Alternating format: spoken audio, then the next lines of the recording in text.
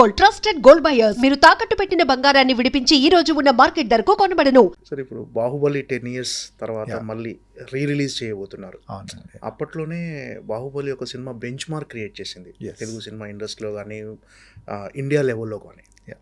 అది రిలీజ్ అవ్వటం మీకు ఎలాంటి డెఫినెట్లీ ఎక్సైటింగ్గా ఉంటుందండి. అంటే ఫస్ట్ టైం రిలీజ్ అయినప్పుడు కొద్దిగా టెన్షన్లో ఉండేదండి.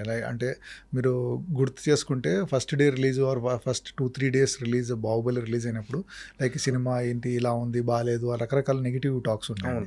But once it picked up very well and Telugu సినిమాని ఎవరు తిరిగి చూడలేని టైంలో సడన్లీ ఎవ్రీవన్ లైక్ అంటే ఇప్పుడు the state in Telugu cinema is one of the main reasons is Baahubali అండి. అంటే ఇప్పుడు తెలుగు సినిమా బడ్జెట్స్ కానివ్వండి, తెలుగు సినిమా రీచ్ కానివ్వండి పెరగడానికి one of the reason is Baahubali. And it is good that అంటే 10 years అయిపోయింది, దాన్ని సెలబ్రేట్ చేసుకోవాలంటే it's a very proud moment.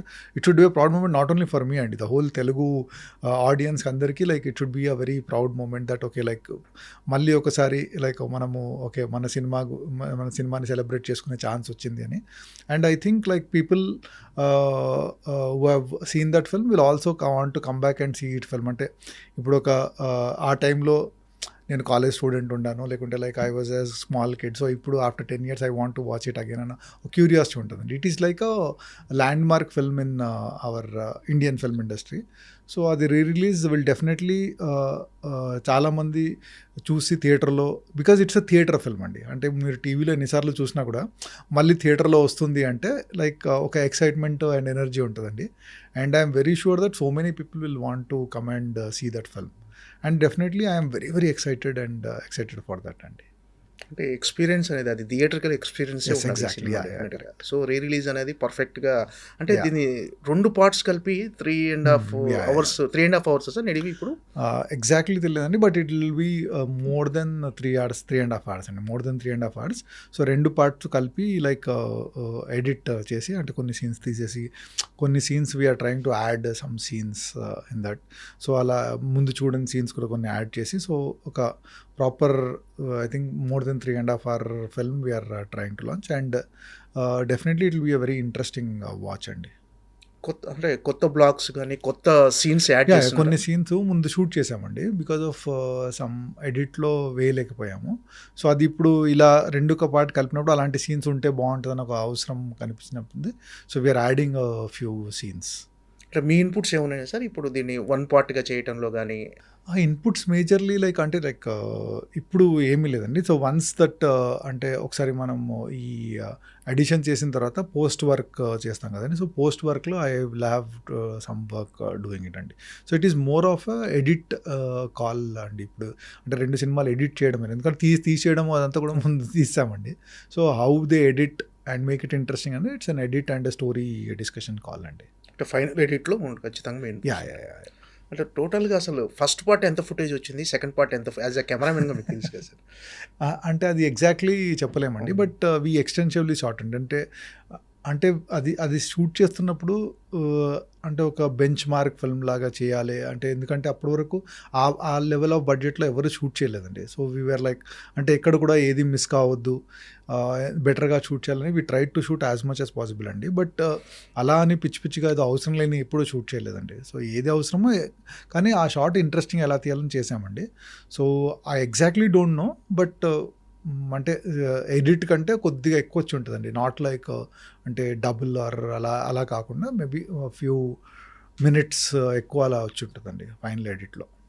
అంటే బిఫోర్ షూట్ అంటే ఈ సినిమా స్టార్ట్ అవ్వక ముందుకు బాహుబలి 1 ఎన్ని వండర్స్ క్రియేట్ చేస్తారని ఎవరు ఎక్స్పెక్ట్ చేయరు. డెఫినెట్గా మంచి సినిమా చేస్తున్నాం, ఏదో ఒక తెలుగు సినిమాకు కొత్తగా ఉండేటట్టు తెలుగు సినిమా స్థాయిని పెంచే సినిమా అని ముందే ఎక్స్పెక్ట్ చేసి ఉంటుంది సినిమా. మీకు ఈ ఫస్ట్ షాట్ గుర్తుందా సార్, మీరు మీ కెమెరాలో షూట్ చేసిన ఫస్ట్ షాట్ యాజ్ ఎ సినిమాటోగ్రాఫర్గా? Baahubali first shot most difficult question, అసలు గుర్తులేదు యాక్చువల్లీ. అంటే ఆల్మోస్ట్ 15 years అవుతుంది, because 5 years in the making it was. So actually I don't remember అండి. బట్ యాక్చువల్లీ మీరు అడిగింది కరెక్ట్, అసలు గుర్తు చేసుకోవాలి యాక్చువల్లీ ఒకసారి ఎలా ఏంటి అని, because definitely it's a land mark thing. So but as of now I don't remember that much. ఆ సినిమాలో మోస్ట్ ఛాలెంజింగ్గా అనిపించిన బ్లాగ్స్ కానీ మీకు అప్రిషియేషన్ వచ్చిన బ్లాక్స్ ఆ సినిమానే మొత్తం ఛాలెంజింగ్ అండి.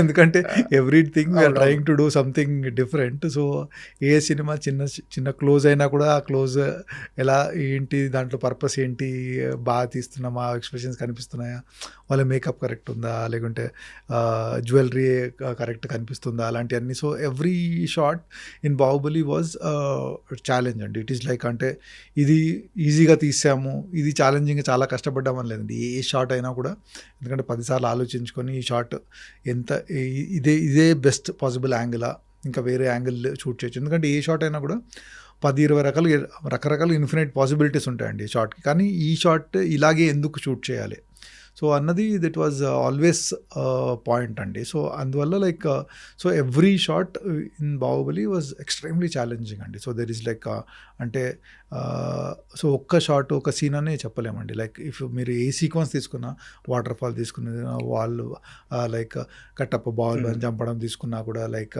వార్ సీక్వెన్స్ తీసుకున్నా కూడా, సో వాళ్ళ ఏంటిది మాహిష్మతి ప్యాలెస్లో సీక్వెన్స్ తీసుకున్నా కూడా, so everything had their own challenges అండి దాంట్లో. టెక్నికల్గా మీరు కొత్తగా యూజ్ చేసిన ఎక్స్పెరిమెంట్స్ కానీ, కొత్తగా యూజ్ చేసిన టెక్నికల్గా అది కెమెరాలో కొత్త సార్ ఎలా ఏమైనా కొత్తగా యూజ్ చేసేసారు కొత్త కెమెరాలు కానీ?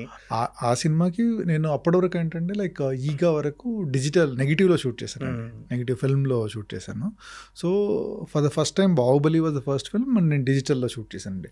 అంటే అంతకుముందు డిజిటల్ కెమెరాస్ ఉన్నాయండి, బట్ నాకు టెస్ట్ చేసినప్పుడు అంత క్వాలిటీ బాగా అనిపించలేదండి. సో లైక్ వన్స్ ఈ ఆరీ కంపెనీ వాళ్ళు అలెక్సా అన్న కెమెరాని లాంచ్ చేశారు అప్పుడు. సో అది చూసిన తర్వాత I felt like almost quality is as good, అంటే నెగిటివ్ దగ్గరలో ఉంది.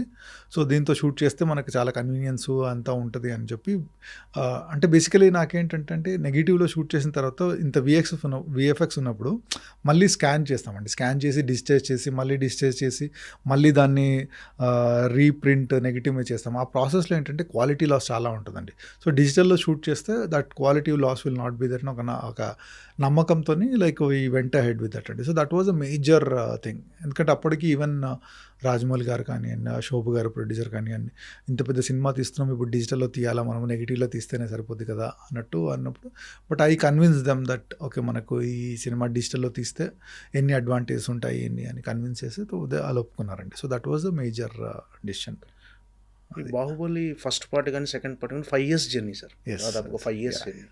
ఈ 5 years జర్నీలో మీకు ఎప్పుడైనా అంటే అరే 5 years పట్టేసింది అని ఒక అలా ఏదైనా ఒక అంటే 5 ఏళ్ళు పడుతుంది అని అనిపించిందా, లేకపోతే ఈ ప్రాసెస్ని ఎంజాయ్ చేశారా? ఇంత టైం టేకెన్ తీసుకుంటున్నాం అనుకున్నాను అంటే డెఫినెట్లీ అప్పుడప్పుడు అనిపించేదండి, ఫ్రస్ట్రేషన్ డెఫినెట్లీ ఉంటుందండి. అంటే ఒకే పని ఒకే దాంట్లో ప్రాసెస్లో అలా చేస్తూ ఉంటే definitely it will be little frustrating. But major advantage ఏంటంటే we had such a great team అండి. So every day something exciting వస్తారు. అంటే పర్ఫార్మెన్స్ ఎక్సైటింగ్ కానివ్వండి, లేకుంటే ఆర్ట్ డైరెక్టర్ ఏదైనా అద్భుతంగా చేయడం కానివ్వండి, లేకుంటే విఎఫ్ఎక్స్ వాళ్ళు, so there so many things which are exciting అండి. ఆ ఎక్సైట్మెంట్ అనేది it's kept keeping us energy. So ఏదైనా డిప్ అవుతున్నప్పుడు like something exciting will happen. So like next ఇంకా చేయడానికి ఒక ఛాలెంజ్, ఆ ఛాలెంజ్ని ఓవర్కమ్ ఎలా చేయాలన్న టెన్షన్ అది ఉండేదండి. So in that way it was a very learning experience అండి. ఇట్ వాజ్ లైక్ అంటే ఒక పిహెచ్డి చేసినట్టు, ఒక లైక్ మాస్టర్స్ చేసినట్టు ఒక ఫీలింగ్ ఉండేది. That was a very big learning experience because like everyone ఆ సినిమాలో చేసిన every technician was trying to give 100% and more than that. And cinema అన్నది ఒక వెరీ కొలాబరేటివ్ ఆర్ట్ అండి. సో అన్నీ మనం నేర్చుకుంటూ ఉండాలి వేరే ఆర్ట్ ఫామ్ గురించి కూడా. సో ఆ ప్రాసెస్లో అంత గ్రేట్ టెక్నీషియన్స్తో పాటు వర్క్ చేస్తుంటే we tend to learn so many things అండి. So that was a big learning experience అండి. అంటే సార్ మామూలు సాధారణంగా ప్రతి సినిమాకి అంటే ఏ సినిమాకైనా సరే, ఇప్పుడు బాహుబలి కావచ్చు, మీది మగధీర కావచ్చు, ఛత్రపతి కావచ్చు, ఏ సినిమాకైనా మీ వర్క్ అనేది చాలా హార్డ్ వర్క్ ఉంటుంది. ఒక కెమెరా సినిమాటోగ్రాఫర్గా కొత్తగా మీరు రెగ్యులర్గా స్టడీ చేస్తూ అప్డేట్ అవుతూ ఒక సినిమాని బాహుబలి కావచ్చు, RRR కావచ్చు, కానీ దానికి తగ్గ అప్రిషియేషన్ అనేది ఆడియన్స్ నుంచి ఇప్పుడు టెక్నాలజీ డెవలప్ అవడం వల్ల వస్తుంది. సో మీ వర్క్ గురించి తెలియకుండా అరే మనం ఇంత వర్క్ చేసాము, మనకు దాని తగ్గ అప్రిషియేషన్ రాలేదు అని ఎప్పుడైనా ఫీల్ అయ్యారు సార్? ఇప్పుడు ఎలా ఉంది ఇప్పుడు? అంటే లైక్ ఇప్పుడు ఇప్పుడు ఈ జనరేషన్లో ఉండడం is actually a very blessing అండి. అవును. అంటే ఇప్పుడు మాకంటే ముందు జనరేషన్ వాళ్ళైతే అసలు కెమెరామెన్ అని ఒక మనిషి ఉంటాడని కూడా తెలియదండి. సో అందరికీ ఏంటంటే మొత్తం హీరోని చేస్తాడు, నెక్స్ట్ టైం చేస్తే డైరెక్టర్ చేస్తాడు అనేది ఉంటుందండి. సో ఇప్పుడు ఈ జనరేషన్ ఉండడం I'm very very happy for that అండి. అంటే సో ఇప్పుడు at least there is some kind of recognition which is coming. So అంటే ఎవ్రీ ప్రొఫెషన్కి ఒక ఎక్స్పెక్టేషన్స్ ఉంటాయండి. సో అంటే ఇప్పుడు ఏ సినిమా చేసినా కూడా first and foremost the major దాని క్రెడిట్ అంతా hero the cost on screen కనిపించే వాళ్ళకి తీసుకుంటారండి. So next comes director. So ఆ తర్వాత నెక్స్ట్ వేరే టెక్నీషియన్లు ఎలా చేశారు దాన్ని బట్టి ఉంటుంది. సో మనం ఒక ప్రొఫెషన్లో ఉన్నప్పుడు మన ఎక్స్పెక్టేషన్స్ కూడా చాలా రియలిస్టిక్గా ఉండాలండి. సో మనము ఓకే వేరే టెక్నీషియన్ లెవెల్లో ఇలా ఎందుకు రావట్లేదని పడడం కంటే మన ప్రొఫెషన్లో okay what best we have achieved, what best recognition we have got అనేది ఉండాలి. అండ్ అప్రిషియేషన్ వస్తే definitely you will always feel happy అండి, దాంట్లో డౌట్ లేదు. బట్ ఏంటంటే అండి మన ప్రొఫెషన్లో we should always think okay ఈ సినిమా చేసినప్పుడు వాట్ ఐమ్ ఐ డూయింగ్, అంటే నేను సినిమా చేసేటప్పుడు నేను నా అప్రిషియేషన్ కోసం చేస్తున్నానా వరకు సినిమా కోసం చేస్తున్నానా. So in that way I always అంటే ఫస్ట్ నుండి అండి ఒక సినిమాకి what best I can contribute to the film అని చేస్తూ వచ్చానండి. విచ్ ఇండైరెక్ట్లీ ఆ సినిమా బాగా వస్తే ఆడియన్స్ విల్ డెఫినెట్లీ ఫీల్ అండి. And definitely that appreciation has been coming slowly in a big way అండి. So I'm very happy for that అండి. సో అలా ఎప్పుడన్నా కూడా I feel I'm very lucky to get so much of recognition. అంటే I don't think other సినిమాటోగ్రఫర్స్కి ఇంత recognition చాలా తక్కువ మందికి ఉందండి. So I'm one of those guys. I feel very blessed అండి. ఓకే. ఈ 5 ఏళ్ల జర్నీలో బాహుబలి ప్రభాస్తో ఉన్న working experience it was wonderful experience అండి. అంటే ప్రభాస్ అనేవాడు ఈజ్ డార్లింగ్. యాక్చువల్లీ అతన్ని ఫ్యాన్స్ భలే పెట్టారు అతని పేరు. Is actually true darling. So అతనితో it was been always a very happy experience అండి. ఎప్పుడు కూడా ఈజ్ అంటే ఆ సినిమా చేసేటప్పుడు the kind of dedication he has shown towards film. So 2 క్యారెక్టర్స్కి వేరియేషన్స్ కానివ్వండి, శివుడు క్యారెక్టర్ కానీ బాహుబలి క్యారెక్టర్కి the kind of variations he has shown.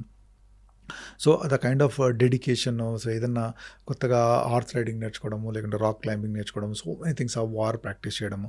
So the dedication and focused is what made him what he is today అండి. అంటే బాహుబలి తర్వాత is probably India's biggest star now. So it is because of his hard work and dedication that he has become. So it was a very, very great experience working with him.